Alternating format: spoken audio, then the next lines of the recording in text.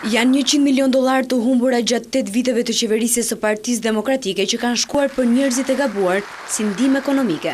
Kjo shumë sipas Ramës do të mjaftonte për të paguar pensionet për 2 vite të tjera, për ata që e meritojnë. Këto shifra kryeministri Rama i deklaroi gjatë vlerësimit të 300 ditëve të para të Ministrisë së Mirëqenies Sociale dhe Rinis. Në këtë vend janë paguar shumë si të verbër njerëz që i kanë sytë mballë.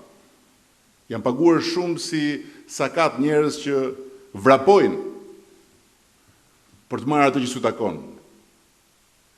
Janë paguar shumë si njerëz në nevojë për ndihmë ekonomike, njerëz që dergjen pijatoreve dhe që pastaj të dehur shkojnë rrahin gratë nëpër shtëpia.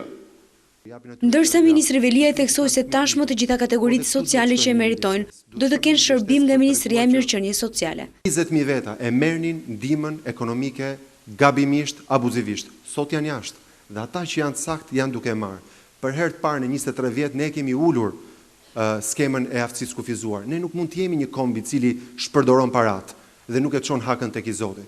Kryeministri Rama ktheu në vëmendje edhe ish të përndjekurit politik, duke komentuar si arritje faktin që në 300 ditë u dëmshpërblyen 200 ish të përndjekur.